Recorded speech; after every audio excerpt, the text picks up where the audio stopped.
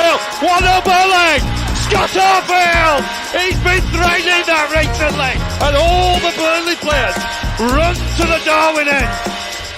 Burnley win the next ball. It's Rory now. On the outside, decent. Barnes! He got it! Ashley Barnes with it! What a cross from Rory! And there was Ashley Barnes! And Burnley leading the derby.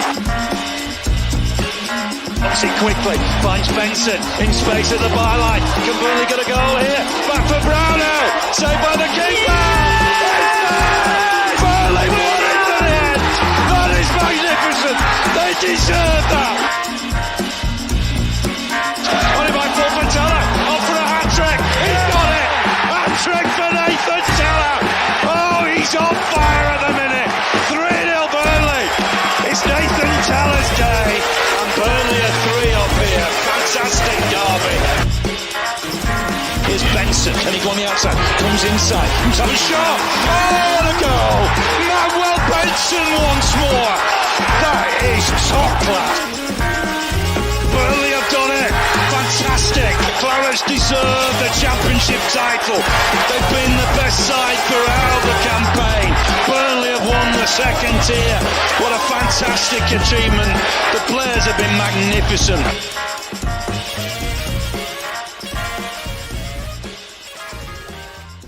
Yes, hello everybody and welcome along to the latest episode of the TurfCast podcast, full-time show after, of course, Burnley were relegated on Saturday. Officially confirmed, the Clarets have been relegated from the Premier League after their 2-1 defeat down at the Tottenham Hotspur Stadium at Spurs. But let's be fair, it was hardly a shock, was it? We all expected it. We all knew it would come in. We give ourselves a bit of hope, and the delusion train got going for a little bit, but then it all came crashing down, and the delusion train was derailed, probably with that Newcastle defeat. And then, of course, the final nail in the coffin was the Spurs defeat. So, yes, the Clarets are now officially in the Championship, as you are all concerned, but that does not stop us providing top quality content. We did it throughout the Championship season, and we will do it throughout the Championship season again next year, and hopefully it is just one season, but we'll get into all that. As you can see, we have a full house tonight, absolutely buzzing. We don't get full houses too often these days. The lads are very busy. We're parents, we're all employed, or what's the best way to describe Liam? Entrepreneurs. No, that's not too far.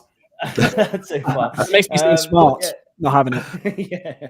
But lads, thank you, Sam. Thank you, Neil. Thank you, Liam. Thank you. It's good to have you all here. How are we all feeling after the relegation was confirmed?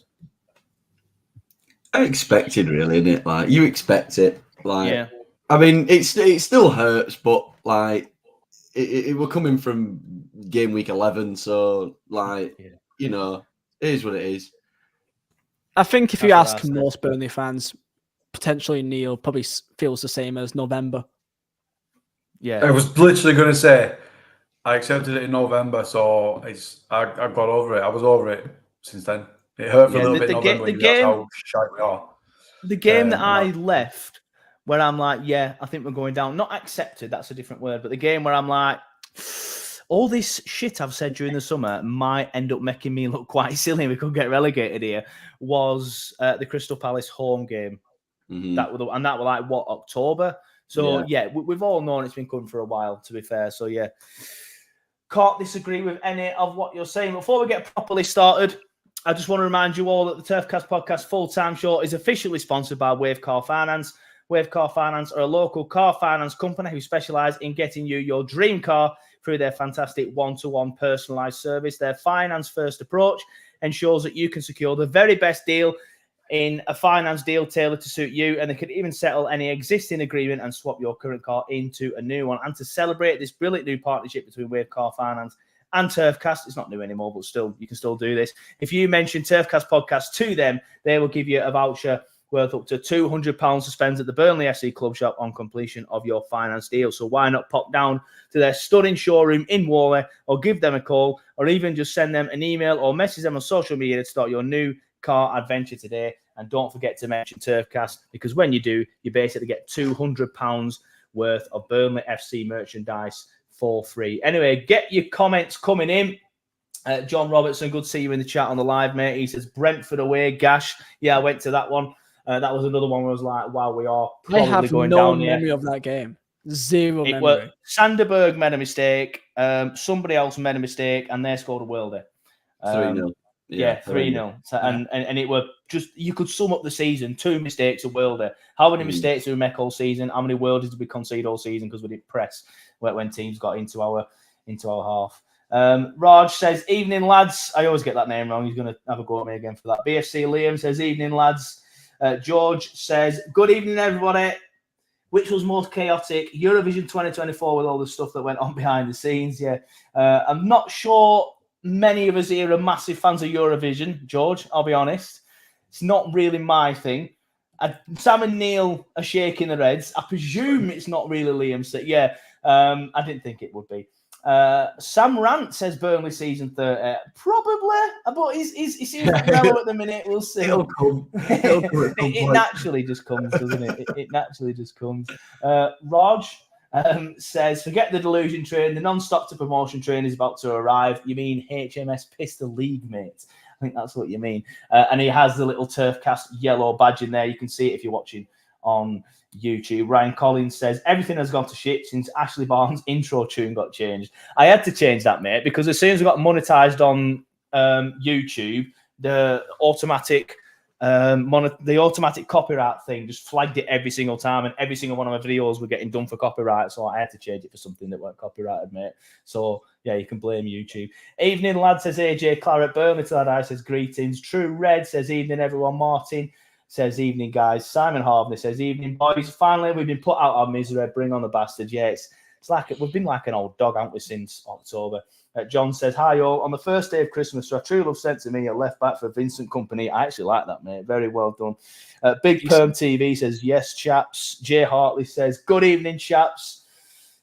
Yeah, there's loads of comments coming in. Thank you. Keep your comments coming in. I really do appreciate it. Yeah, apparently Conor Roberts got sent off in that game as well. See, I completely forgot about that. That's the Brentford game. But we are, of course, watching on Facebook as well. Mark Higson's watching on Facebook. He says, evening, chaps. Arsenal at home was a shocking performance too. Yeah, how many has there been, mate? There's been loads.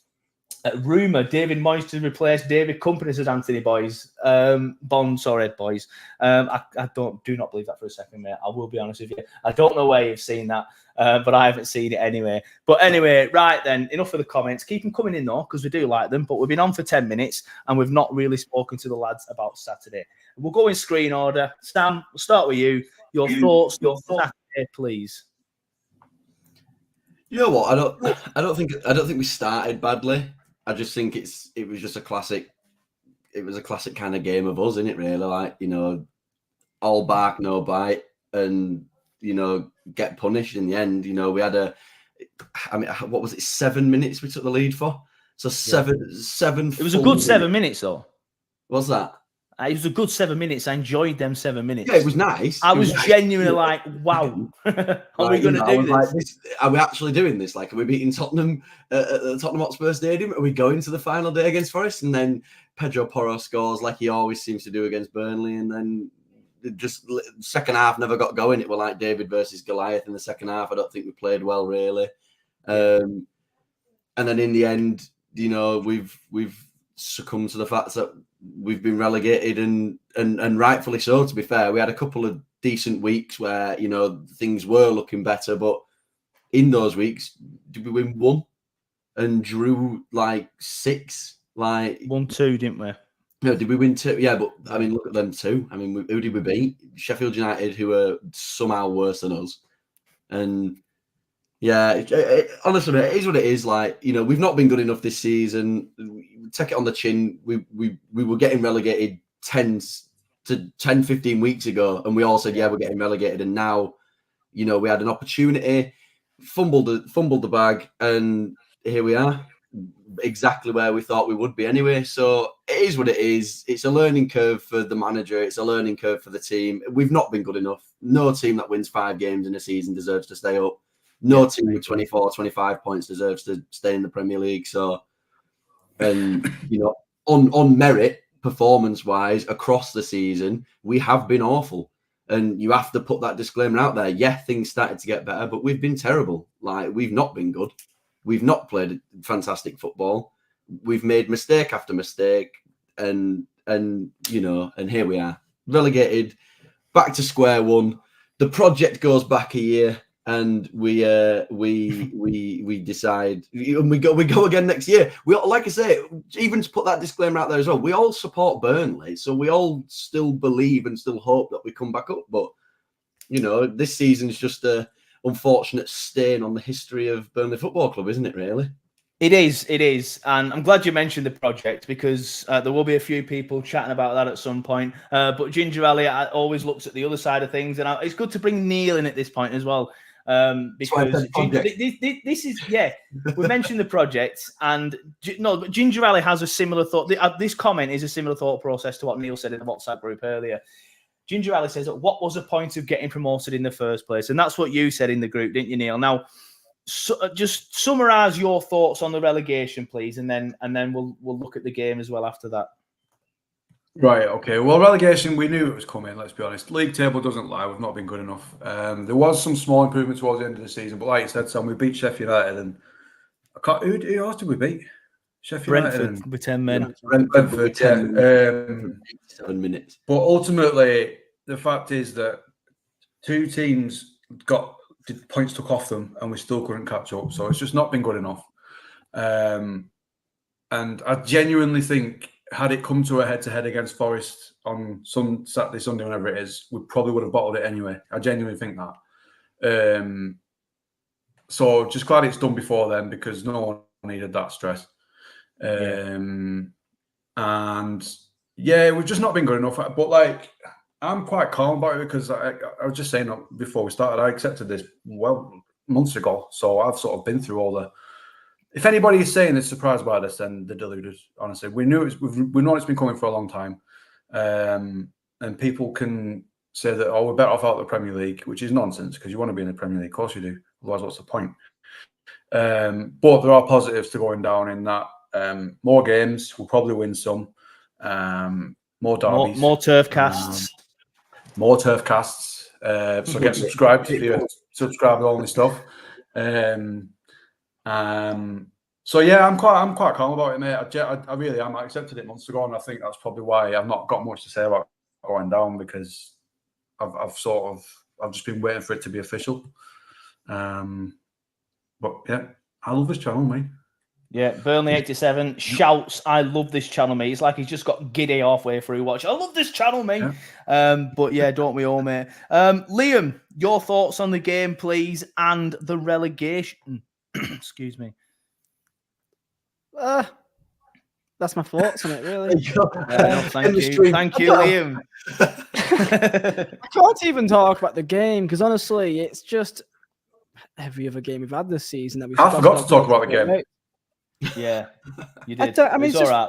A decent start. We actually scored a goal, went 1-0 ahead, like we used to do quite a bit, actually. Yeah. And then just kind of made, some silly errors. Maybe our guard went down a little bit and let them in a bit too easily. And then, I mean, we do show a bit of fight, but quality always shows in the end. We haven't beat a single top 6 team the entire season. I mean, have we got a draw against anyone else other than Chelsea?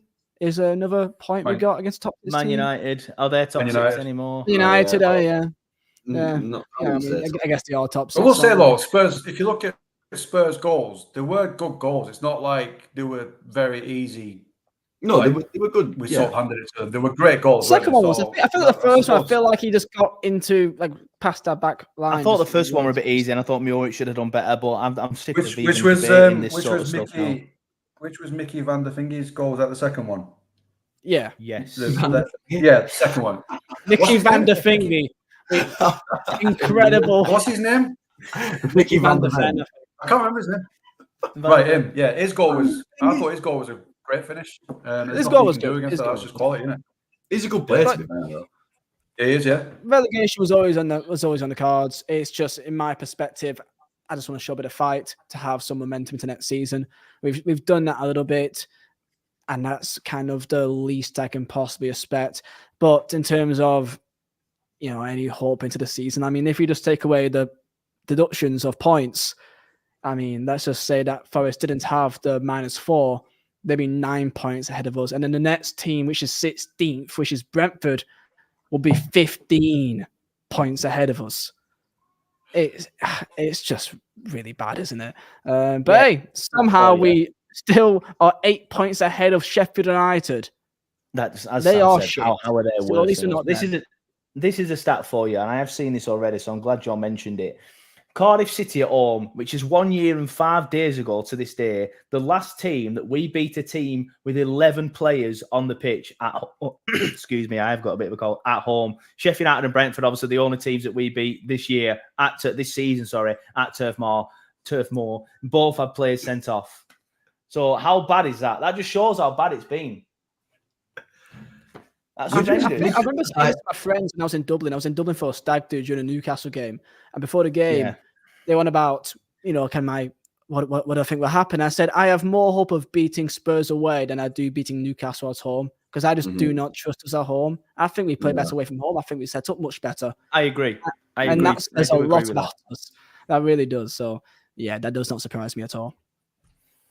I think for me, it just plays into the narrative of how bad this season's been, though, isn't it? Like, the fans are restless at home. Nobody's happy with home performances whatsoever. We've not played well at all. And then you can dive into all the other performances throughout the season, inconsistent starting 11s, shouting for a new goalkeeper for 20-odd game weeks, sending your key players from the Championship out on loan to the Championship again this year, keeping the other one on the bench and giving him 5 minutes, There's the thing that's been the overriding negative for me this season is just the amount of negatives. You could get relegated. But you could just get relegated. That's it. We could have just lost loads of games and got relegated. Why did we have to lose loads of games, get relegated, not play players from last season that we expected to be unbelievable, hype ourselves up all the way through last year? Granted, I said we'd finish about potentially 15th, 16th. You lot were say 9th and 8th, you weirdo. I said 14th. No, you're a liar. But then you've got all the issues with, we signed Trezor for 18 million. We don't even see him. We don't play him at all. You have Zaruri, who was one of our best players last year, who literally set the Championship alight, and everyone thought, this is a young kid, he's going to kick on next season. We've sent him on loan to Hull. We've had Benson the entire season, or second half of the season at least. He's not played a game.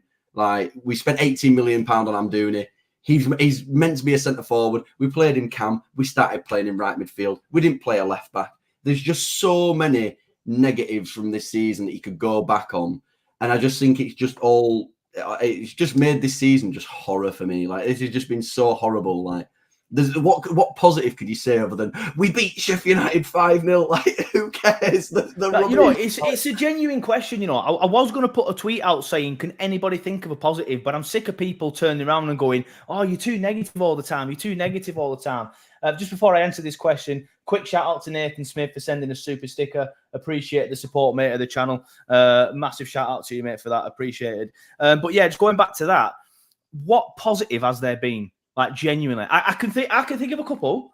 Sanderberg, but watching him throughout the season, seeing Alderweireld start to develop and be a good player. But then, is it really a positive when we're now just going to sell them both? It's been a pleasure to watch them, but now it's not necessarily a sour taste. But I'm not going to look back this time in 3 years at this season and think, but let's remember watching Sanderberg though, because he'll probably be playing for Newcastle or Man City or West Ham or something next year. I think I'll keep it short so then these guys can speak finally. But I think the only thing for me is Alderweireld and Koleosho and Sanderberg, it's individual players doing so well. But then, like you say again, it turns back to a negative. Is we're just going to lose them because they played so well. They're going to get a cut price because we've dropped into the Championship. So Koleosho we bought for £3 million. We're not going to get 40 million for him in the Championship. There's just no chance. He's missed half a season. If he leaves, he's the one that I think won't leave. Alderweireld, we could get 25 million. We could make profit on him. But, I mean, on merit, he should leave. He's been fantastic. Sanderberg, again, another one. He should leave because teams will be looking around him. So, while we're in a better position where we can turn around and say the positives are individual performances, those individual performances probably come at the detriment of we lose them in the summer and we have to replace them. So it's a positive to a negative, but you know, that's what this channel's all about, baby. Yeah. I mean, what's really the happiest moment of the season for me? Only thing I can really think of is Brun Lawson's win against Luton, because back then we was at least naive still and had like some fake hope of all we needed is that one win to get that first one on board, and then we back on track. We were still naive and had so much hope back then, and it's all gone down the hill since. Really. Oh, we were young. We were young.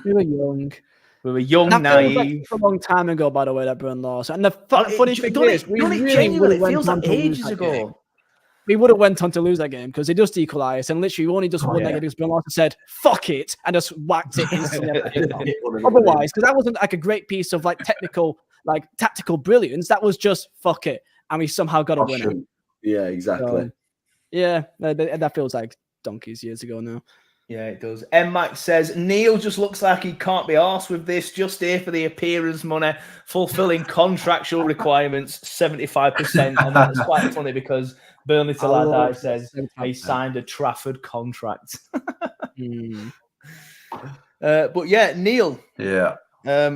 What can you think of any positives from the season? I think, like you say, the emergence of Sander Berge, because I think at the start of the season there was some question marks about him, wasn't there? Because I know he was being played out of position, but I remember being on here and we were thinking, is he actually, what have we signed him for and all that sort of stuff. But the emergence of him has been good. But like you say, he's going. The other positive is that the season's done. There's no more heartbreak to come. No more VAR. There's still one more game. I don't know. It's been a tough one. It's been a tough one. Still get past 8-0. Is anybody watching? Mate, that's friendly, isn't it? I'm flying over next weekend. What do you think I feel? You can cancel flights, man. I mean, you don't get refunds. But... Yeah. I'll be. And then I think before, so come back out now. I think there's just been glimpses of stuff. Like I said, there's been moments in games, hasn't there, where it's been, that's been quite positive. But on the whole, it's not been a great season. It's been a bit of a hard slog, hasn't it? Because we have to relive it. Most people can just sort of like go on from the game and not have to think about it again, but we have to sort of relive it every week. So it's been a bit of a hard slog this season. Go through it twice. Yeah, exactly. We go through it twice. Yeah, I think, like you say, it's on the verge, isn't it? It's been the positive for me, really. But yeah, he's off, isn't he? He's going to be going. Yeah, well, that brings us on nicely. And I've seen a comment from Dale Husband, obviously otherwise known as Italian Clarets, used to help out on the channel, don't you, well, mate? He says, is it absolutely certain we sell them, though? I don't think it's guaranteed that we do. Not. Maybe a couple, but company mentioned we didn't gamble on older players due to them not wanting to agree to raise reductions, etc., in the event of relegation. I mean, nothing's certain, lads, is it not? Sam, I'll start with you again. But I would be very surprised. Genuinely, I'll say this now, live on stream, but if Sander Berge and Wilson Odebear are in Burnley shirts at the end of the transfer window, I'm not going to say at the start of next season because sometimes things move a little slowly. At the end of the transfer window, I will plat shit sat here live on stream so everybody can see. I just can't see us keeping hold of it. Keeping hold of these players. Like, I think there's going to be a lot more going out than we expect. I don't think Burnley will have a choice in Sander Berge. There is 100% clubs 100% sniffing around him. 100%. There's no chance we keep hold of him. What do we value him at? Like 20 million quid? What's the price? I think if 20 million comes in, how much did we buy him for? I think that's what matters 13. Most to the club. Yeah, I think 13. If the club get 20, I think they sell him.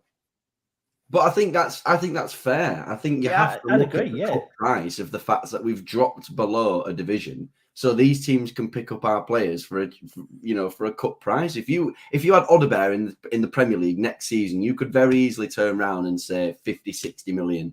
Like, how much do you want him? Because to us, he's worth that, so you can buy him. Now we don't have that luxury. We can't turn around and say, give us 50, 60, because there'll be something in his contract somewhere. I know what he's saying about this stuff with company, and they might have put things in contracts, and I get that. But at some point, when we come down to finances and we're not a Premier League club anymore, so yes, we've got parachute payments, but there is an offer out there for every player in our club that gets to a point where you just sell. I don't think they'll all leave. I did say that at the start, like Odebear, Koleosho, they'll all leave. I don't think they will. I think Koleosho will be the one to stay because he's come off a long-term injury, and I don't think teams saw enough of him. If Koleosho leaves, if he leaves, I think it'll be in January. I think he'll first half of the season will be proving his fitness and sort of like reminding people of him, sort of thing. With Sander Berge, though, I think he's probably our biggest, the one that could attract the biggest fee. So it might be a case of if we sell Berg, we can probably keep hold of a couple more that we might have had to sell. Because I don't imagine his wages are. I imagine his wages are on the upper end of our limit as well. So it might be a case of if we sell Berge for a decent fee, we can keep some others. I think there's a few that could leave though. I think if you pulled together a lot of the players, you've got to think like Amdouni could leave. Like just Amdouni will go. Trezor will go 100%. Why would you stick around? There is a potential of Trafford leaving. I don't think he will, but I think one of the keepers leaves. But I don't know which one. I hate for it to be Muric because if I have to go into a season with Trafford again, like regardless of it being the step below, I'm still just so wary of him just because of last season. Like you can only go off what you've seen previously, and what we saw previously wasn't good. So if he's our keeper in the Championship, I really worry about that. There's clear signs that the back four. Do you know what I'm actually all right with? If we bring in a left back, I'm actually all right with it. O'Shea has started to play better. Fair enough. And I do think the Championship is his level. So I do think that we'll have a good centre half there. Esteve has been unbelievable. And I do think he's gone under the radar. So I don't think he'll get snapped up by somebody. I think Assignon's the one that I worry about the most. Because I actually do think that he will be one of the players that we could get one of the biggest fees for. I think he's criminally underrated in how good he's been in our team and how good he's been in our system. Like, he's worked so well. His attacking's brilliant. His defensive work's not horrendous. But I think our team on paper could look really good next season if we manage to keep some of the players. The only issue that I have is there's a lot of players that could leave. There's a lot of players that could leave for different reasons, like the Bensons and Zareris of the world. Yeah. They could come back and say, why am I playing for you? Like, I got you there last time and you didn't play me. So if I do the same again, why would I play again? Like, I think our team is going to look astronomically different next season. Yeah, I agree. Right, as you've been chatting then, right, you mentioned Assignon. I think he goes back. I think the part of the deal is for us to keep him, we have to stay in the Prem. Obviously, that's not happened now. So I think he goes back to his parent club. So I think he'll leave. So just looking at the players that I think will go, just off the top of my head while you were chatting then, I think Sander Berge leave because I think he's class and people come in for him. I think Amdouni leaves. I think Trezor leaves. I think Brownell and his contract's up. I can't see him staying. Then you've got Charlie Taylor. His contract's up. Then you've got JBG. His contract's up. Then you've got J-Rod. His contract's up. I don't think we really knew any of them. Maybe JBG. Then you've got Odebear. I think he goes. Then you've got Assignon. I think he goes. Then you've got Fofana. I think he goes. Then one of the goalkeepers. I think he goes. And Bayer. One of them go. And what? Sorry. And Bayer. Bayer potentially, yes. Bayer. I'm not 100% certain he leaves. I think he might. Puts up quite a. I did like his. I did like his post. I did see that post. But that, I know Instagram doesn't mean too much, but it makes it didn't seem obvious that he was going to leave. Didn't seem obvious. The pessimistic side of me thinks that that's because he's been in the team that got us up, so he owes a little bit more to the club because of that. Because he helped get us here. He's been injured, and now we've gone. He's been with us for like 2 seasons now, so he feels a little bit more. I don't know. I'm reading into it too much. But like players like Trezor and stuff like that, they're not going to put out, are they? Because they came for the year, played 5 times. But players like Trezor leaving, and Amdouni leaving, and Brownell leaving, yes, they are first team players or squad players or fringe players. But it's not going to bother me that much that they leave because I'm expecting them to. And Trezor is not done much this season. Amdouni, he's shown flashes. Clearly a very good technical player, but not done much this season. Brownell, I probably would want to keep, but I can't see him staying. Then you got Odebear, again, obviously will be class and all that. I'm not going through the names again, but I just, there's some of them there who are leaving, like your Amdounis and your Trezors, that I'm fine with. But then there's some of the other ones like your Bayers and your goalkeepers that I'm like, I hope they stay. And I would be a little bit frustrated if we sold Bayer, for example. Or if we randomly sold O'Shea, that would annoy me because, yes, I didn't like him at the start of the season. But as you've already mentioned, Sam, he's been getting better. And I do think he is one of the better players now in the team. If I'm honest, that might raise a few eyebrows, that he's got to a certain level, and I think he'll be class next season. Could you a defence in the Championship of Esteve and O'Shea is a good defence, or Jordan Bayer in a position or playing in front of him? That's a good defence, and then you've got one of the goalkeepers behind him. I agree with what you're saying with Trafford. I will go in worried about him, but I also feel like he would probably have a good season in the Championship. And Muric, we already know he can do it in the Championship. Trafford was good at League One, which, let's face it, is bottom half of the Championship anyway. So he might be all right at that level. But the concern is that, again, when we do come up, what do you do with him? Because he's clearly not Prem. Yeah. But that year in the Championship could do him justice. So because he's still a young lad, he is still improving. But I just think, like I said, the only thing that worries me about it, it's in a different capacity. It's the last time we went down with no team, so we had to build. It's a different challenge this time, isn't it, though? We expected nothing. We said a mid-table finish is possible, a playoff position is unbelievable. We won the league in January. Like that ended up happening. That's a different way of doing things. We had 9 senior players in the team. We lost so many of our key players. We sold them just like we will have to do this year. We sold key players: Dwight, Cornet, Pope, Tarkovsky. I know he went for free, but like we lost key players and had to replace them. That recruitment went well.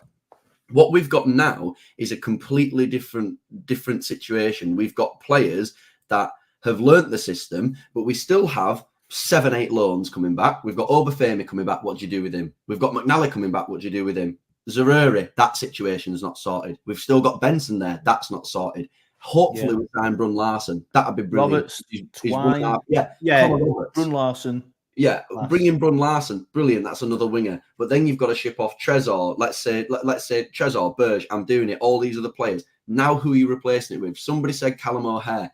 If Callum O'Hare comes in, brilliant. That's a good start for a starting position. What's next? Where do you go now? We still don't have a left back. Charlie Taylor could leave on a free. Please get a left back first. Please. The transfer window has to be filling gaps. It can't be just going out and buying luxury players again. It has to be filling gaps.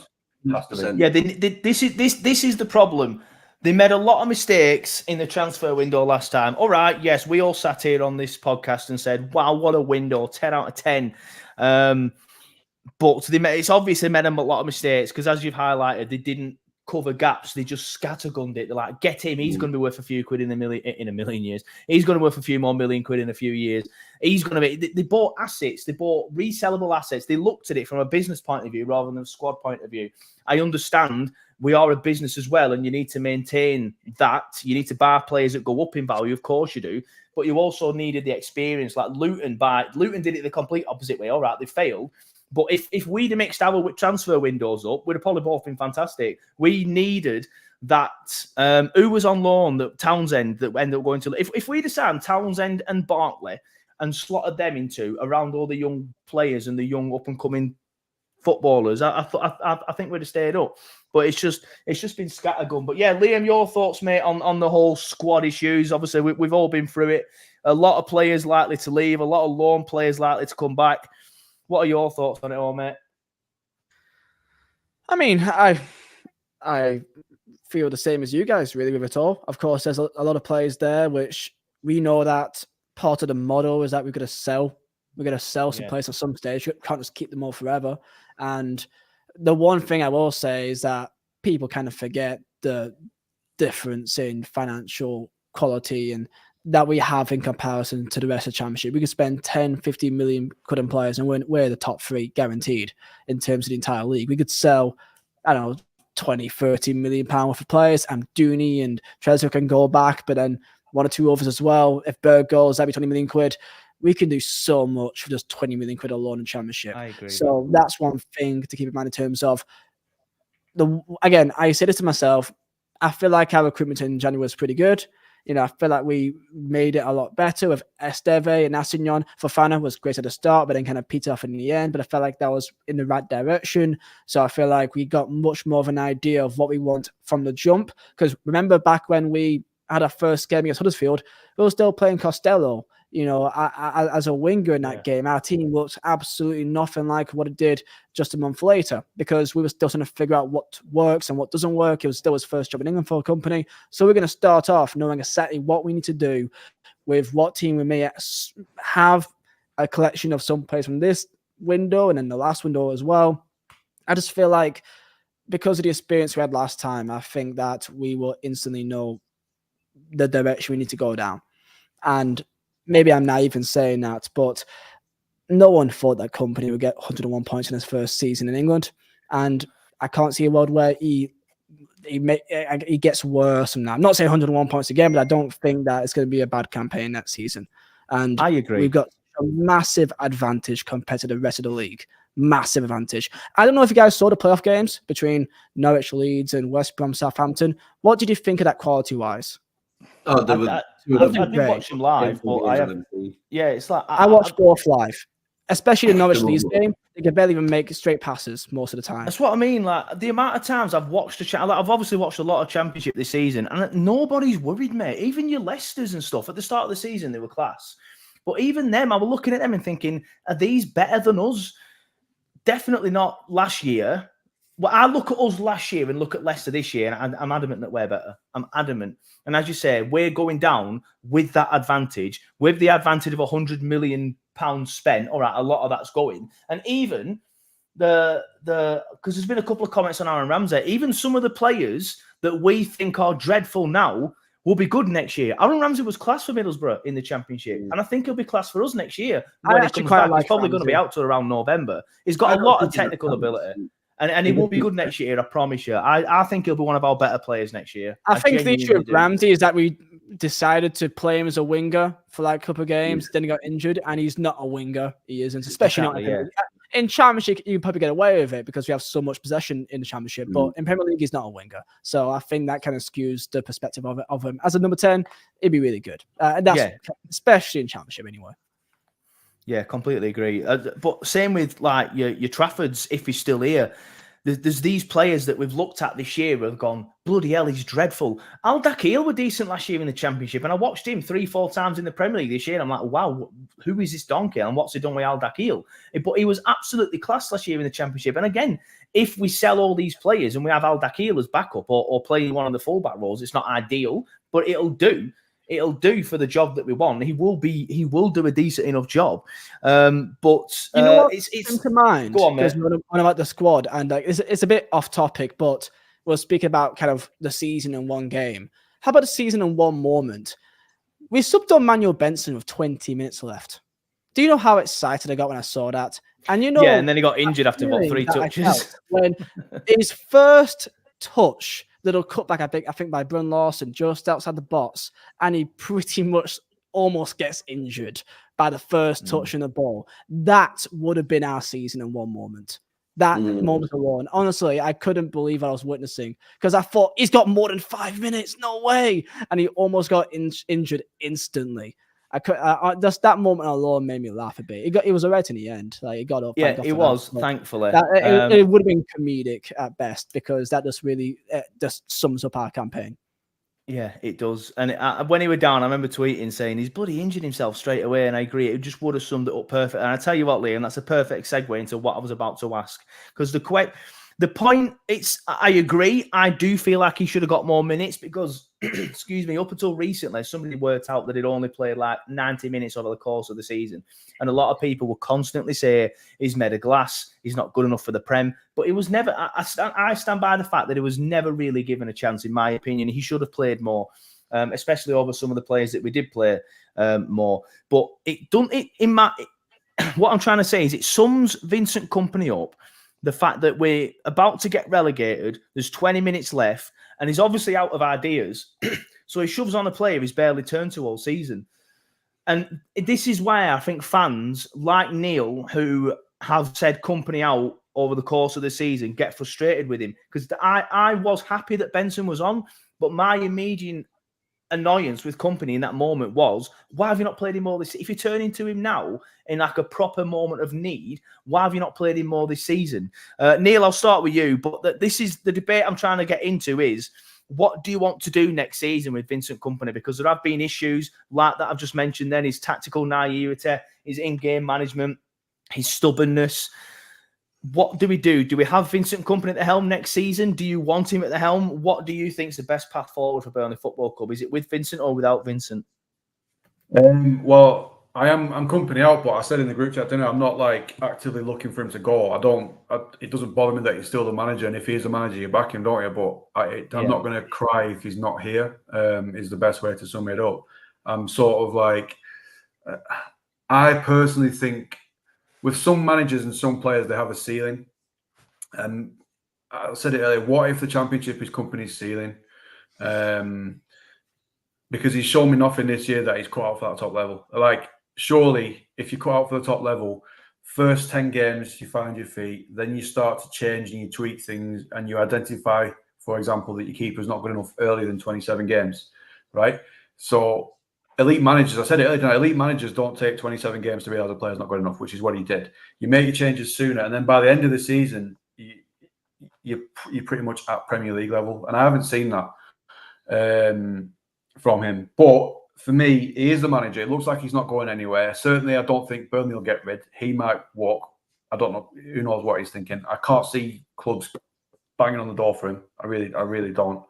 Because I don't think his stock's as high as it was last season. But that being said, he gets it. If the transfer window's approached differently, if he fills the gaps in, instead of just going out and signing luxury players that we don't need, and the first sort of 7, 8, 9 games we are flying, then you obviously don't change it, do you? But if the transfer window is another scattergun, just sign him, and we've still got massive gaps in other areas. And it's not going great. We're sort of peaking about midfield. We've had mid-table. We've had a couple of dodgy results. He has to go. That's the way I look at it now. I am Kompany out, but I'm not sort of like get rid. It's just he's here, so we're backing while he's here. But there'll be no tears when he goes. There's no tears when he goes. Fair enough. George says, give him 10 games, as you said numerous times on the podcast, and if it's the same thing, then sack him. I kind of agree, but I also would be. Neil says there'll be no tears for him if he goes. I would be genuine, even if after 10 games, say for example, it's ridiculously extreme. This, I know this is not going to happen, but say after 10 games we've lost 7, drawn 2, won 1, and we're bottom. I know that's not going to happen, but then in that scenario, he's obviously probably got to go. But I would be like, what do we do from here? Because pretty much every player we've signed is for this manager and this manager's style of play. And I would just be pretty damn despondent if we even got to that. Like, I don't think we will, obviously. For me, it's Kompany in. I back him. I want to keep him as manager. He's done it at that level before. And I agree that the Premier League might be his level, but hopefully we're having this debate again in a year saying, well, what do we do? Now do we keep him because he's already shown he can't do it at Premier League level? I mean, again, we'll have that debate, but in that scenario, you would obviously give him the chance. But he's already done it at the Championship. Yeah, go on. Just play devil's advocate with something you just said there, right? So when you said, it's that style of play and he's got the players that play that style of play, it hasn't worked this season. So what is the point in carrying on with something that hasn't worked? It worked in the Championship, but it hasn't worked in the division that we're going into. That's what I mean. That's what I was going to say. It worked in the Championship. Well, surely long term, we want to be a Premier League club, and if it hasn't worked at the Premier League level, isn't it a time to mix it up and change the style of play and change how we approach games? I think recruitment for me is probably one of the biggest things that we got wrong this year. And whether or not you want to sit and put all that down to Kompany, that's fine. Not you personally, but people want to put all that down to Kompany. Kompany doesn't sit in a boardroom and play FIFA, actually putting the money in for players and signing players that he wants just because they've got cool hair or something like that. Like there's a recruitment team, there's a board of directors, they okay things. He just says, this player suits how I want to play. Can you bring them in? We brought in 7, 8 wingers. We brought in 10 attacking players into a system that didn't need 10 attacking players. And we clearly never got that ball rolling. We lost Foster for a large spell of the season. and had Jay Rodriguez for 6-7 games up front, and then we tried Amdouni up front, and then we tried other players elsewhere and tried playing different formations. It's not all totally black and white. And then when you get to the season that we're going into now, part of me does agree with what Liam's saying. Like we are going down in a better state. We're going down with better players. We're going down with more valuable players, I would say, that we can sell. And like you say, having that £20 million on other teams around you, it's ridiculous in the Championship. The finances are so ridiculous. We would then be the Man City of the Championship. But which really does show the divide of Premier League Championship, that we come from almost being the scum of the Premier League to now being the Man City Championship within a span of a week. But we were Centurions the season before. That's my point. Like, we were Centurions the season before. We came into the Premier League and we couldn't cut it. We got 24 points. Like, my thing when it comes to next season is, and Company in general, is this season isn't just a monumental disaster from Company. Company's had his learning curve and Company's not learnt from his mistakes in certain areas, but that's not all down to Company. The recruitment's not been great. You know, the handling of players hasn't been fantastic. Like, there's a lot of other factors in there. And if we go down now with a manager that got 101 points in the Championship, that changed our style of play and brought in players, and you know, maybe we don't have a recruitment team that's ready for the Premier League. We have a fantastic recruitment team for the Championship if we're going off of, you know, previous situations. We brought in some world beaters in that Championship that last season. We had some players that got us on the edge of a seat, left, right and centre, playing football that we never thought we'd ever play. So he's the best man to have us in the Championship. I do agree that there is a level of where, you know, you play 10 games and you're still not doing well and da-da-da-da. If you change that manager and don't bring in a like-for-like swap for somebody who likes to play that way, let's say, again, we go to it all the time, but let's say Gary Rowett, because some strange person put that in the comments like 18 weeks ago. If we had Gary Rowett, right, take over the helm now, what type of footballer do you think Anas Saruri is going to turn into? He's going to be like Jeff Hendrick, playing right midfield, but playing defender, playing right back the whole time. Like, what you know, you have to look at the situation and see that he's easily the best candidate to take us where we need to go. Easily. And off of merit, he deserves that opportunity. But whoever you bring in instead, I mean, you tell me, you bring in Gary Rowett and tell me that's going to work. I honestly, I'd start watching bowling. Like, I think it's enough an argument in terms of even the conversation of Company going, we all know he's staying. Of course, the conversation is what will happen if we are in this situation again. And to kind of add on to it, of the conversation of, is the Championship just Company's level? The one thing I would say is he is 38. He is still very, very young as a manager. So he will make mistakes. He clearly has, and he should, and the board take ownership for what this season is. And it is a failure. And they will know that as much as we do as well. And the only thing I can hope is that he learns from his mistakes. So from what happens this campaign, again, in the first 6 to 10 games, we'll see where we're at. And if we're not doing that well, then we'll cross that bridge when we get to it. I personally think that we probably should be doing pretty good. If we aren't, then we need to talk about it at that time. So that's just where I stand with it. What Company? Is he a Premier League manager right now? No, I don't think he is right now. But can he be? Absolutely. And again, I said this when we initially went down, but I still like the fact that we still have an identity. I still like to be known for a club that still has backings of managers and not being known like a Watford to throw your toys at the pram and get 5 managers in one campaign or whatever, and you don't know who's even in charge. By the way, do you know who's the manager of Watford right now? Just any of you three? I only know because it's Tom Cleverley. If it was some randomer, then I wouldn't know. Watford is an extreme example, though, isn't it? Watford's like, there's no other club like Watford. There's no club like Watford, but I would like to be known to have an identity in terms of backing manager, and he has given us a very strong one. Is a naive one? Potentially right now. But I do think that with time we can get better. And I do hope from what I saw in January that we have learned from some mistakes, not all of them, and we can get better week by week. Because I do think we have got better performance-wise since Palace away or whatever. It's not been perfect, obviously. You had Newcastle home and so on and so forth. But overall, I think performances have been better around. I think. Yeah, I agree. I think we're going down in a better position. The only thing that worries me is, and I always go back to it. It's a personal thing anyway. Like, people don't have to agree, but like, since we've seen the documentary, all we've heard about is 500 training sessions or whatever, how many training sessions it is. Can we really do that again? Like, can we really do it again? Because we saw it in the Championship. Like, we played the first 10, 11, 12 games and we weren't great. Like, we were like 6th, 7th, 8th. You know, we drew with Blackpool. We lost to Stoke at home. We drew with Hull. Like, we weren't playing good football. And then all of a sudden it clicked. This time round, Company doesn't have that bedding in time. And that's the worry that we have, is if we do bring in... Yeah, if we start slowly as well. 10 players again, are we back to square one again with that side of things? Not just going back to the Championship and, you know, we got to the Premier League earlier than we should have done or whatever. And now we're back in the Championship. Do we now have another 500 hours of people? However, the only thing that I also would like to say is that the comment about continuing playing out from the back, that has not worked this season because we don't have the players capable of doing it.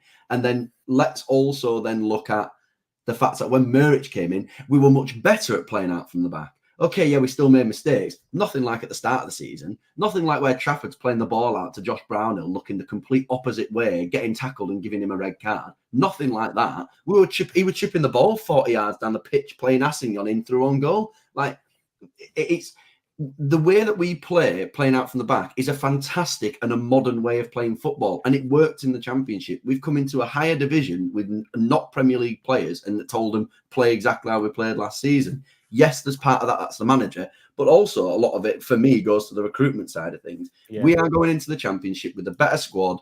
We're going into the Championship with a lot of money. We're going into the Championship with a good manager at that level who has an identity, who has proven that identity works in the Championship. Do I worry about it all falling into place again? Yeah, but do I think we're in a better place, or do I think personally we're going to kick on and still be fine next season? Absolutely, because we've got all the tools to do that. Just everything needs to fall into place for us. And I do think our view of the Championship is a bit skewed because the last 3 times we've been there, we've romped it twice, won the title, or got promoted in second place. So I do think that I do feel like our view of it is really skewed in terms of, because we're quite fortunate. If you talk to any Championship fan, they all hate Burnley, because they don't realize we don't actually realize that we are like the big dogs of the Championship. It doesn't really feel like that, but we actually are. So they're all terrified of us coming down right now because they know what's probably going to happen, especially this time now that Company has already done it just last season. What was it, 10 games in a row? Yeah, 10 games in a row. Was it 20? It was 23 undefeated, right? 23 undefeated under Danish. Then 10 in a row under Company. 10 in a row. No, but I'm pretty sure Company also got like 23 undefeated again. Or 24? No, it was like 22 or 20. It was close, but I don't think he got to it. Feel free to check it. But it was after Sheffield United, and we kept going until our QPR loss, right? Potentially, mate. Yes, because we only lost 3 games: Watford, Sheffield United, and then QPR. We lost a QPR game on purpose. I do want to highlight a comment from Ginger Alley. I know Ginger Alley's a miserable git. He's one of the favourites in the chat. But you can't sit there, mate, excuse me, and slag Company off left, right and centre for this horrendous performance this season, and then just say we got lucky when we got promoted.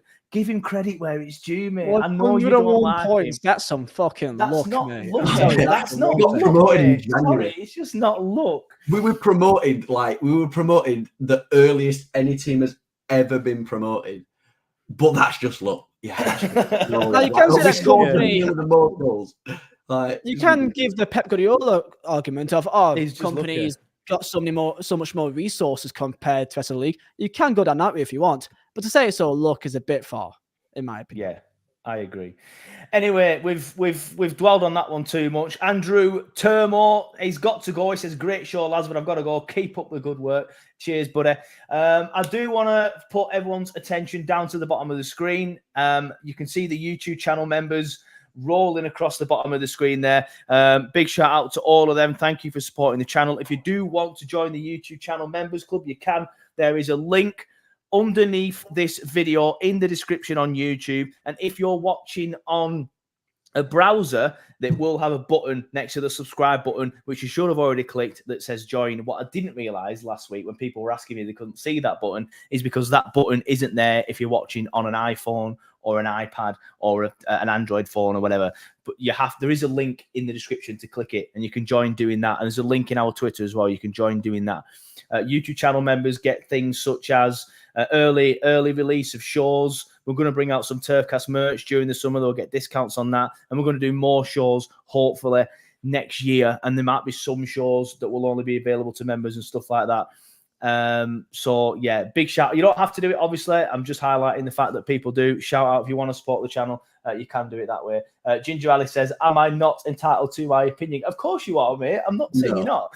But according to Sam, no, you're not. But I am also allowed to highlight it when I think that's a ridiculous opinion. That's how this works, right, mate? You're allowed your opinion, but I'm also allowed to tell you that you're an idiot. That's how it works. You can call me an idiot if you want. That's fair enough, and I'm sure you probably have done a few times.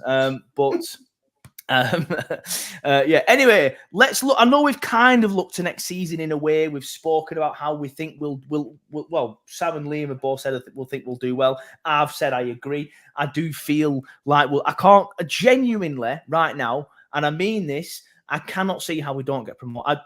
I cannot see how we don't finish in the top 6. I cannot see how we don't finish in the top 6. Finish 9th. We got relegated. We're not going to finish. I never said 9th. There is no way, shape or form that Burnley do not finish in the top 6. I'm sorry. I just don't see how. Okay. Yeah, we have the core of a squad. I expect a lot of the squad to leave. I've said that. And obviously, I'll make a prediction at the end of August, well, at the start of the season, when it's looking like we know what the squad's shaping up like. But even with the core of this squad now, let's not forget, Joshua Cullen dominated every single midfield he played in the Championship and was a Championship player. Does anybody see Cullen leaving? I don't. I can't see someone coming in for a big bid for him because he's not that type of player. He deserves it, but he's not that type of player. He will be here. Esteve will be here alongside O'Shea. I can't see any of them two leaving. That's a very good defence. I'm not sure who's going to be up front. Hopefully a new player, but if it's Foster, easy to miss. But if he hits, I could understand. I literally, as I just read a comment of James Smith who said he isn't even getting 10 goals in the Championship. I don't know, mate. It depends. I said it on my full fan reaction the other week, last week. Like he's been more missed than hit recently. But if we can see that Foster that's hit, then we are going to be very good with him next year. Very good in the Championship. You know, you're probably going to say the same as me. Someone who we've all forgotten, and it's that big, beautiful Dutch guy. Oh God, no! No. We're not signing him. Can I just quickly point out this comment from Lee Moggy Morgan? Esteve is on loan. He is, but we have an obligation to buy. He will be here next season unless we buy him and then sell him, which would just be typical Burnley. He will be here next season. JD Robbo says, John Robertson says, if West Brom can finish 5th, then yeah, that's his Clarence Mad username. I always call it him. Yeah, I agree. I can't see how we don't finish in the top 5. George Rodriguez says, really, Neil? I think he's on about clearly not that comment. But Liam, before Neil rudely interrupted, No. you were going to say something, weren't you? Who do you want to get, Liam? No, because you were speaking about Live Fast in terms of who'll be bagging the goals next season, because we're going to have so much possession and most likely try to break down a deep block in almost every single game, like we saw last season. A striker to be really good in those situations will be a Satli Amdouni, a very smart technical player in tight spaces. And that's exactly what we would need in Championship. I hope he stays. You remember earlier when I said if Wilson Odebear and Sanderberg are still here at the end of the transfer window, I'll plat shit. I'll add Amdouni to that because I agree with you. Could you imagine him finding them pockets in the Championship or just sticking it in the top bins if them pockets aren't there? He's such a technically good footballer, but I don't feel like he adjusted to life in the Premier League, and I feel like he will be the same in the Championship, if not worse, because a few players go through him. And I think he'll struggle. But I agree with you, mate. I do think he'll be class in the Championship. I think most of the team would be. Again, we saw Al Dakil in the Championship. And we thought that he was very, very good. I still think he's a decent player. He's just a kid in the Premier League, though, so you kind of get shown up a bit more, especially as a centre-half. So, yeah, again, I think our opinion is skewed a bit because we've romped it twice in a row. And by the way, one thing, speaking of twice in a row, I'm hearing a lot of noise, I think, from the people on the other side of the motorway, the bastards over there. I've been getting a lot of people spamming me. I've been getting tweets about them chanting in the concourses, wherever the fuck they are, Rotherham or something, on about, companies going down, whatever else, Burnley's going down. I think they're forgetting that they've not scored a goal against us in 10 years. 10 years, they've never scored a goal against us. They nearly got relegated on the final. The only reason why they stayed in the Championship is because Leicester got pissed. That's the only reason why. They have no room to speak. They are literally the most embarrassing fan base on the face of the earth. They all go to bed with horses. I don't know why they're all getting giddy about Burnley getting relegated, because it's the only thing that they've been excited about for the last 15 years, because their lives are all miserable and the football team's dreadful. So I don't understand why they, honestly, they wind me up. These are the words. Chirp up. They chirp up about Burnley getting relegated. Not the panel. This is so big. These are the views of all four of us. And if you want to find me, come and find me. No, please don't.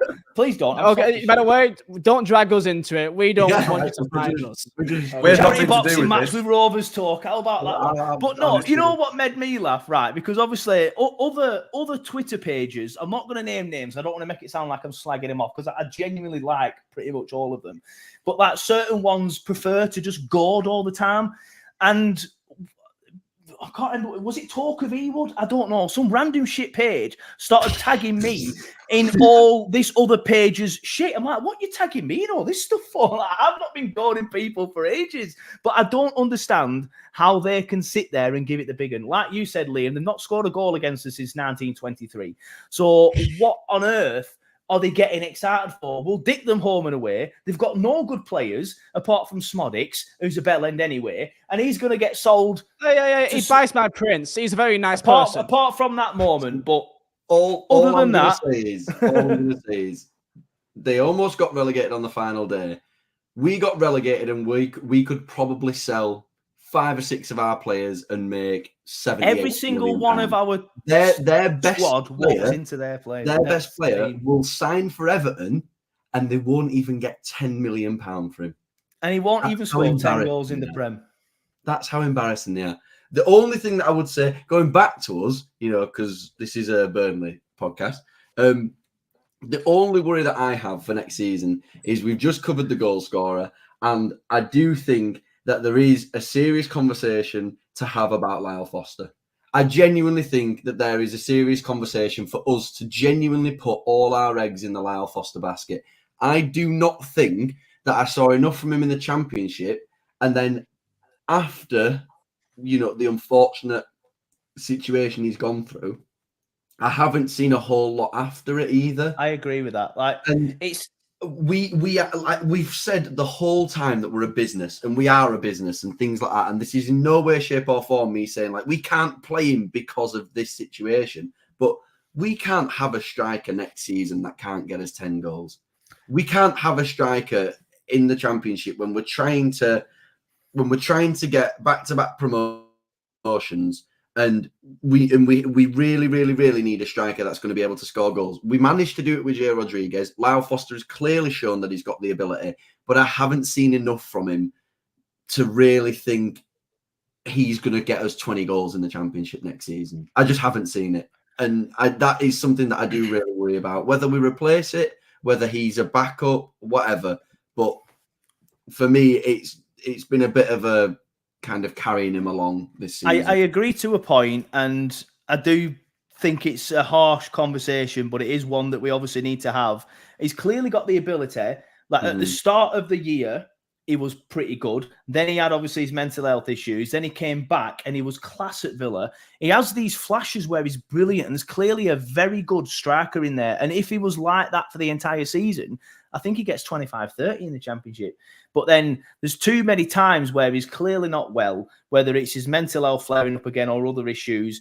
And I mentioned it on the podcast either last week or before. He's got a tick as well. I don't know if that's something to do with his mental health. If you're watching while he's playing, he has like a tick as he's walking and stuff.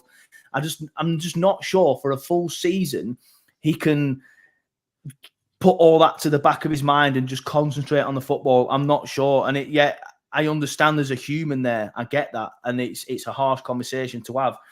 But as somebody said in the comment, it was Ginger Alley actually, and you just said it then, like, we can't be carrying passengers. And if he's going to be a passenger for 25 games next season out of the, what is it in the Championship, 46, then we're going to struggle to get out of the league because we're going to need more goals than that. He's got a lot of quality. That's my thing. He has a lot of quality, and he's proven it in some areas. But I just don't. I don't feel like before. I don't want to sound horrible because I obviously, like you say, there's a person there, and that for me is paramount to the situation that we're in as a football club. But like before we found out about all that, and we had the Championship season last season, and he played the whole second half of the season, nobody thought there's people that said he could be good. Yeah.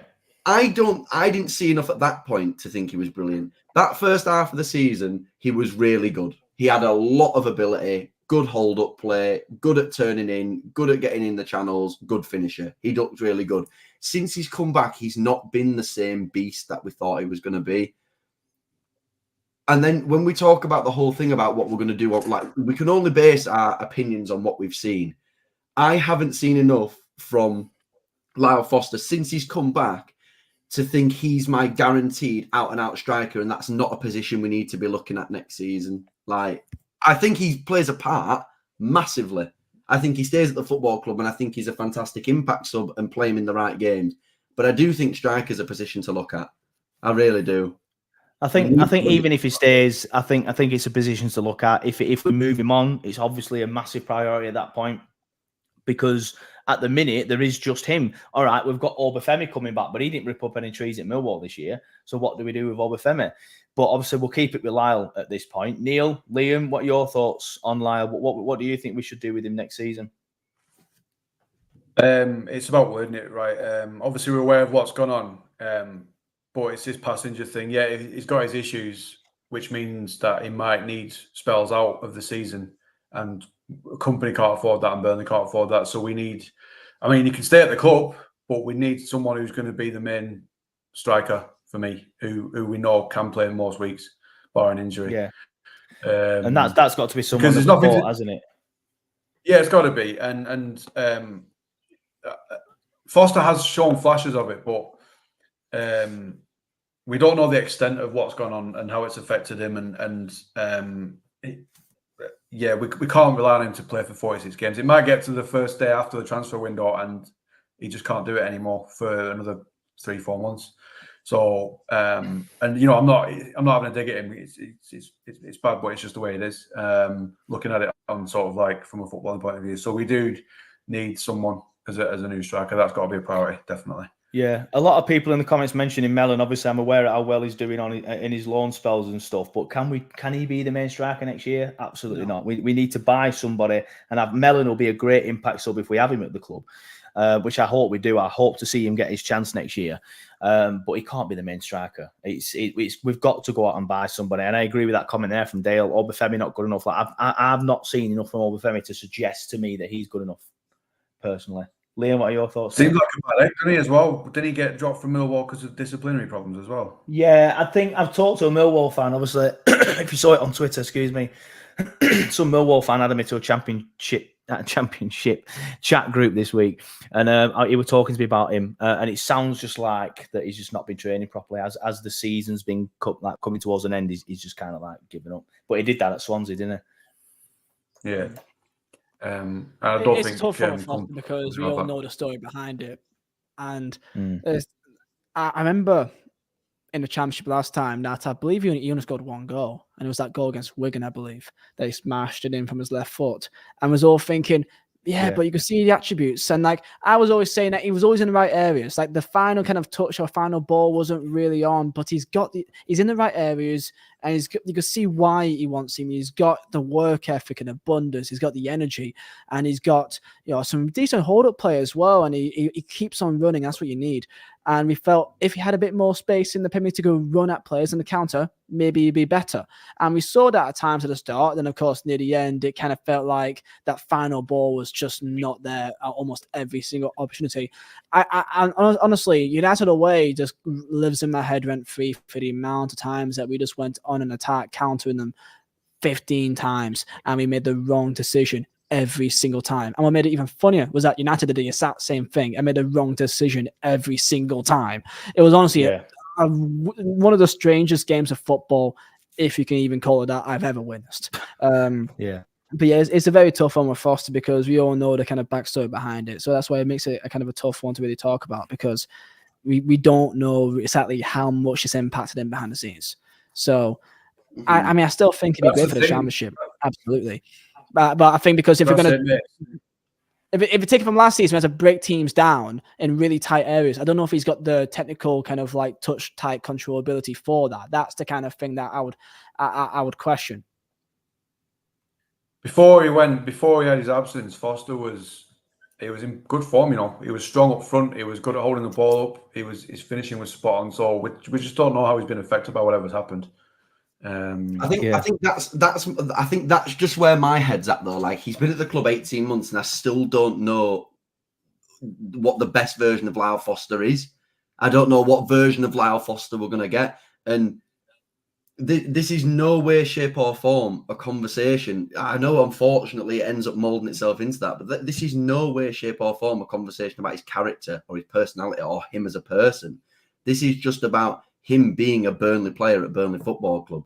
And we've had players before that, we've had doubts about and we've had conversations about. And it's just the unfortunate side of being a footballer. Like I said, there's no way, shape or form of me saying he needs to leave and we don't want him back and da-da-da-da-da. Like, this is a case of just saying he's been at the club for 18 months and I don't feel comfortable. I don't feel confident in him being the number 9 all the way through next season. I just, like I say, it's not a thing on his character. I think we should be looking at a number 9 again next season. So unfortunate what he's gone through, and you won't wish it on anybody. But it's just an unfortunate conversation, and it's one that the club will be having as well. It's not just us on a podcast. Yeah, 100%. Before we get on to the next bit, shout out to Twin Cities Clarets for the super sticker. Appreciate that. That's 2 for the show now. I don't think we've ever had 2 before, so appreciate that. So big shout out to Twin Cities Clarets for the $5 super sticker, and of course Nathan Smith for sending them out early as well. We'll look to start wrapping it up because I know Neil's tired and he needs to go, but he did say, to be fair, before we even started that the hour would be about how max he could do, and we're already getting to 1:15. But one last debate from me, excuse me, lads, is, and I'll go in screen order, so I'll start with you, Sam.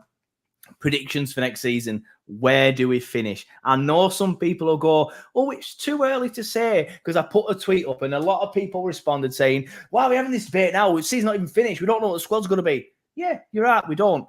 But let's have a bit of fun. Where do you think we will finish in the Championship next season? Sam, I'll start with you.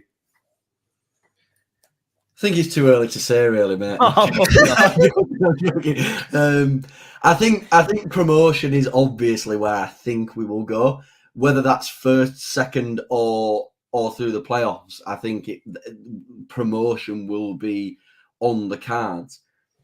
There's just a lot that needs to fall into place, and a lot will change before the season starts. But I'd like to think that we're going down with a strong squad.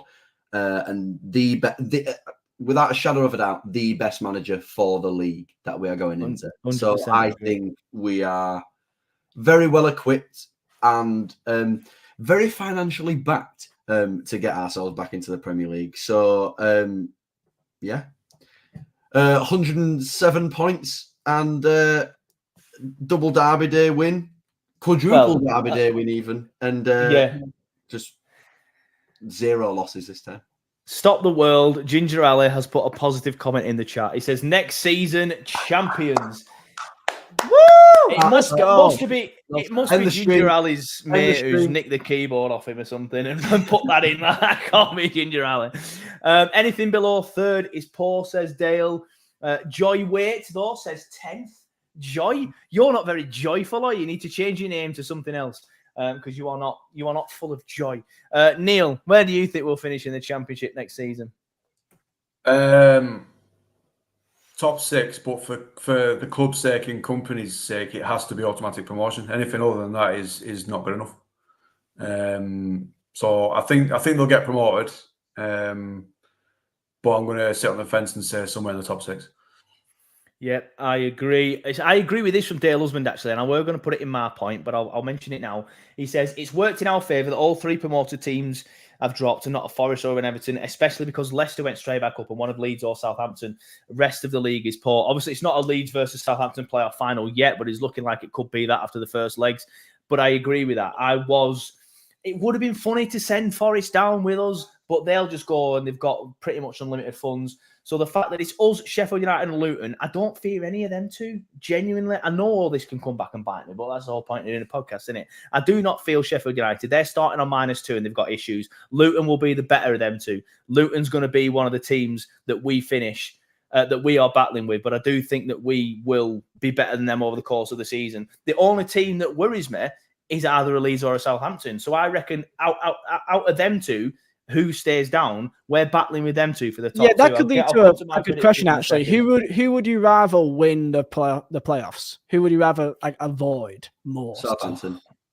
I'd rather Southampton. I was going to say I'd rather Leeds win it, just so we avoid leagues next year. Because, well, man, I don't know what their financial situation's like, but I just would presume that they'd be better. I just think that they've got a similar position to us. They've dropped down with some of their young players. Their young players will not stay next season. Nonto won't stay. Somerville won't stay. There'll be suitors for Rutter. There'll be big players that they've got. Joe Roden might not stay. Joe Roden's played well enough to get himself a move. Ampadu's been good. There's a lot of players in that lead squad that could leave. Whereas I feel like Southampton have a very, very, very deep squad. So if players leave, they've got a lot of players to put in and a lot of money to spend. So if you got to Southampton is the manager. I don't think Russell Morton is the top level. I think that he's basically like Vincent Kompany in terms of his possessive style of play, but with kind of no actual impetus on it. It seems they've seemed very frail at the back.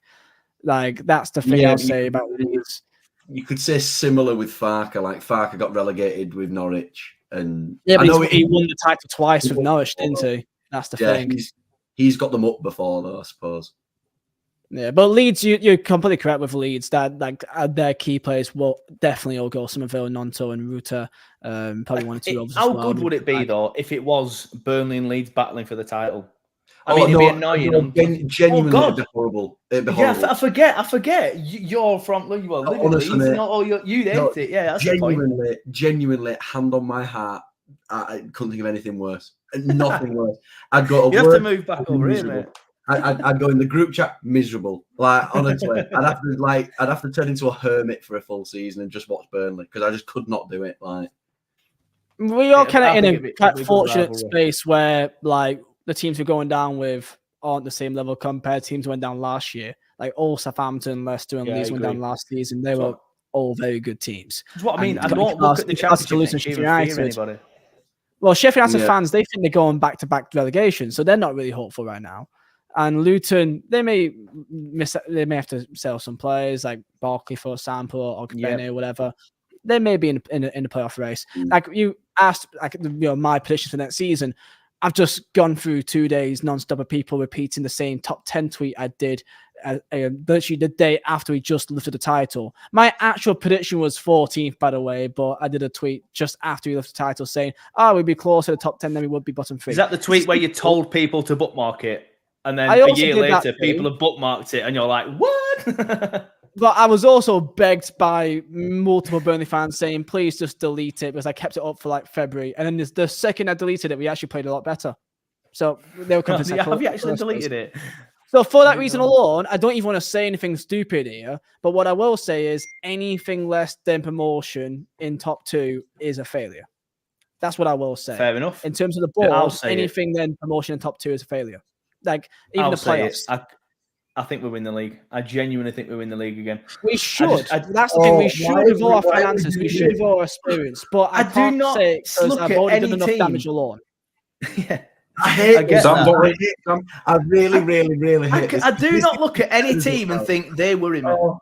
Nobody Sam, down don't worry there about it, worries mate. It's not us. It's not us getting Cope and put on Sky Sports, is it? It's him. Mate, Don't worry about it. Because you guys have said this now, we're scrapping with Stoke for 17th, 18th place. You guys have manifested this now. No, genuinely, I'm not saying if from we that. I'm battle saying for from the board's 17th, perspective, nothing but promotion next year. It's seen as a failure in the same way that if Leeds or Southampton don't go up, especially Leeds, and that is seen as a massive failure if they do not go up of the team that they have. In the same way we will too. We will have all the finances and all the experience that we should have enough. And if we don't, then that is a failure. And that's what the board will feel. Theirs is slightly different from the perspective of it was Leicester and Ipswich and Southampton the whole time. Leeds came back into it, went top at one point, and then somehow let Ipswich gain back 6 points and go up via second, and now they could potentially lose to Norwich. I still think, and it's my personal opinion for the playoffs, I think West Brom beat Southampton, and I think if the final ends up being Leeds-West Brom, I think the worst team you could play in a one-off game is West Brom, because they will sit 11 players behind the ball and score with one shot. Like I still think there is a huge world where West Brom are in the Premier League next year. That's what I mean. We're talking now about that West Brom team potentially being in the Premier League. If that West Brom team can get to the playoff final and go up, what could we do? I know we don't know the team next year. But yeah, I genuinely think that we win the league and they go down. I do think West Brom, because I really like Corberan. I feel like he's going to shit us his way to the Premier League. I don't He's a think good manager. That's why West Brom are where they are, because of him. I tell you what, there's been a couple of comments, to be fair, in the chat. There are going to be a couple of teams that will be there or thereabouts next year that we haven't mentioned. That'll be Coventry and Middlesbrough. But again, I don't look at them and think they can compete with us on a game-to-game basis to the end of the season. You don't know what Hull's transfers are going to be like, though, either. Like Hull have got a new owner. They've proven that they can bring players in. Like, I mean, they've just sacked the manager that was put in manager of the season nominations. I do think that that's horrendous. I do think that's tragic. Really he's literally in the manager of the year nominations. He's been sacked. Yeah, that is horrendous. To be fair, it is horrendous. But they just because of the new owners and they've got like infinite money as well. Like they could very easily get themselves into. I mean, they were one game off the playoffs and somehow bottled it. But like they're still a threat by all means. But I don't know. I think, like I say, we've got all the tools. We've got the best manager in the league. We've got some of the best players Core in the of the league. squad. We've got an owner. I don't like the confidence because it's already bit me in the arse enough in the last couple of days. I don't want to do this again. I wasn't going to round it off with we're going to get 190 odd points and go up in September. Like you guys have all said, I'm just going with the hopefully we get 6 and it is what it is. Whatever happens, happens. Like, you know what is one good thing though as well is the derby days. Not even as bastards, but also Preston, but also very likely we'll also get Bolton too. That'd be also quite nice. You know what? I have no issue with Bolton, but I do like playing them. But I'd rather they don't come up, and that's not because of any sort of rivalry. I've never been to the Kassam Stadium, which is obviously Oxford's. I want Oxford to come up so I can go there. Just so I can go. Watch this. I'll say that and won't get a ticket. I thought you were going to take us a Fogden or something. Yeah. Oh yeah, fuck Fogden, like. But no, I'm only joking. I actually don't mind him. He gets a lot of stick, and I don't get it. Anyway, we won't go into that. He makes good content, and I'm not slagging him off at all. And Liam loves him, really. But I can see Neil falling asleep in the bottom corner. Liam's got his glasses on, so his eyes are tired. Neil's actually fuming. Neil's not said a word for 20 minutes. He's fucking knackered. He's just like, please shut up. I want to go to bed. I'm being very selective because it's not me that's going to end up on the frigging overlap with Neville going, oh, look what chance to be a fan thing, mate. They've not had a Burnley creator on since I've last on. They've just completely ignored the club. We're not going on the overlap next year anyway. Yeah, they won't. Oh, yeah, good point. We're not doing overlap for the championship. We're not going to do. Yeah, so we'll look to wrap it up there unless there's anything that I've missed that any of you three. Neil's obviously not going to say anything at this point, but is anything that I've missed you that you want to quickly chat about? Could Wout Weghorst play up front next season? Fuck Shut Mount up. Vegas. Right. I honestly, We're not talking about that. I think if we'd have played him this year, we'd be looking at that 10th place finish that I predicted. Honestly, I think it's been a shambles the way clubs tripped. You know in. what? Okay, I know you're I will taking the say piss. this. I was at Genk. But- And when the fans were booing him when he got subbed on, I hated it. I really did. Yeah, because I agree. I actually feel like Yeah, but mate, I think we're also I don't discounting think the he's fact actually he bad is a player. massive. He is No, a massive. listen, I don't think he's a bad player. I just think there's a side of it where the club have it's not gone right at the club, and everything that's been around it hasn't been great. But eventually, you just have to let bygones be bygones and say, "There's a player there. Just play him. Like we don't need to go back. There's not one there. Just buy everybody else. Spend another 10 mil on a left back. Just do it. Like keep him. If you put him up front at the start of that championship season, you will not hear me crying at all. But do I want it to happen? No. It made me But laugh. if it I know you're happens- taking the piss, but somebody genuinely responded to one of my comments because somebody put a video up of him and I put, can we not do a summary of this? And then somebody commented saying, I genuinely believe if he played up front all season, we won't be anywhere near as bad as we were. And I was like, based on what? He's 0 Premier League goals for Man United in 6 months. He got a good run in the team at Man United and scored 0 goals in the Premier League. He scored a good goal against Brighton though. and he actually you're on cried. about for Burnley. And West Right. Ham. We needed Yeah. goals against West Ham. We didn't get them. So, just saying. By the way, as well, he's actually gotten like a signature celebration. We just never saw it because he never actually scored at home. Exactly. What, the I one guess what's his Spurs signature cry, celebration, and the bit people where he always cries cry. and he does that. He never did his actual iconic, like his little growl, little lion celebration. He never actually did it because he never actually scored a goal that was actually not the first goal or an equaliser away. So that says a lot. But I actually don't think he's that disastrous. He's just, quite a large ego. So I get why people don't like him. That's the thing. He is ultimately a massive, massive prick. There you go. That is basically it. Shout out to Val if you're watching, mate. Yeah. But yeah, He's we'll not wrap it up watching. there. Yeah, he doesn't know who Burnley is anymore. He's not watching. He doesn't give a shit. No, he won't. Do you know what I can't wait for? I can't wait for the return from loan video again, where he walks back in and he's just like, what? Why did the club do that? Why did the club do that? Because they were planning to play him and they got so much backlash, they just thought, get rid. Like, It was Did that they talk about like his hair for most of that video? You know what? Like I said, somebody tweeted that this week, and the guy with the camera, I don't know who it is, he goes, "Have you done something to your hair?" And he's like, "It's the sun, huh?" I'm like, "Shut up, you dick." no, but the thing, no, you would, right? Yeah, but you what would else could they not talk to him put that about? video He out contributed nothing. You We would can't not talk have about put that anything video else. out there if he was not going to play. He played against Benfica and he came on against Genk. He You was say going that? to be a part of the plans. You 100%. see, you say that the bit that you backed it up there with the friendlies, fair enough. I think that might have been the plan. I don't think we got rid of him played because all of the the games. backlash. True, but we wanted to sign No, him. It's but just we didn't do because he of his wasn't a knee. player, so we technically weren't allowed to say who he was and where he was playing, even though he was watched the trialist. games. Sorry, Like, trialist played all the games. yeah. Andros. Remember they put Andros on the graphic. But Yeah. that video, I don't think that had anything to do with anything. I just think that was the media team going, that'll do well. That'll get some views. Go and stick that out there. I take your point about the friendlies. It may have been in company's plans, but again, I don't think they listened to the backlash and thought get rid. I just thought they thought, well, he probably turned around at some point and said, I don't want this. I don't like this club. He may have responded to the backlash himself and said That's that. what I mean. I hear what you're saying, but I monumentally disagree. Like, Fair enough. On that bombshell, Neil's about to go to Good sleep night. at any moment now. So let's do him a favour. Should we just carry on till Neil falls asleep? I'm That's more than good. happy That's to. good content Remember then, the that. week Then we can leave after, it on. like, remember the week before Cornet went that they decided let's do Cornet Camp on YouTube and get everyone really excited that he's going to stay.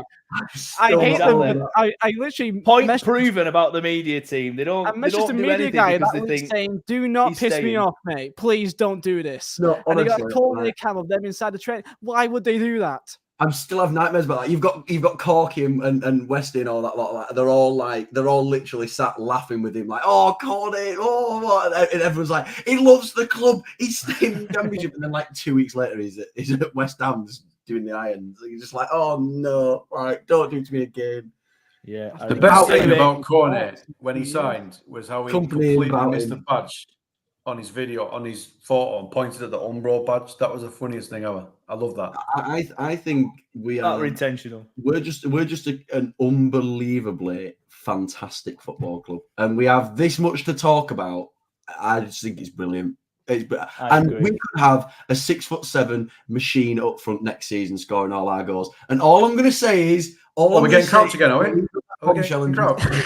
He's 6'7" actually. It is what it is. Or is it actually? Is it 6'9"? I don't know. I think, I don't know. Anyway, we'll wrap it up there. People are leaving. Neil's tired. Liam's got his glasses on. My bird's probably fuming, wondering where I am. But I need to go. We all need to go. People aren't going to listen to 1 minute. If it were 1 minute, it'd be a dreadful podcast. 1 hour 32. Because the last hour of it, it's just been dross. It's just been us talking absolute rubbish. Fantastic, mate. Mate, this has been the best one. I genuinely do love it when we don't have any structure and we just do whatever we want. Feel better. Do you guys feel better? I feel great. I do feel better. Structure anyway. Yeah, who needs structure? Burnley Football Club players don't, so why should we have it? But anyway, thank you everybody for watching. If you wanted to watch it back when I finish this video, it stays on YouTube and Facebook, of course, now as a standalone video, so you can watch it from the start. If you want to listen to the podcast will be out later tonight and will be up there in the morning for your commute, so you can listen to it there. But thanks everybody for watching. Thanks everyone for listening. We'll carry on doing content during the summer. I know some podcasts will just cease production. We won't. Hopefully more of the Andy Cook sort of stuff. The lads will be on doing relegation chats. Well, probably not. We've done that now, but sort of like team of the season sort of stuff like that. We'll get content out during the summer. Don't you worry. God, that'd be a short video. It will. 5-minute video. Sanderberg, everyone. Yep. There we go. Benson, right wing. Yeah. But right. Cheers. Thanks everyone for watching, and we will see you next time. Goodbye.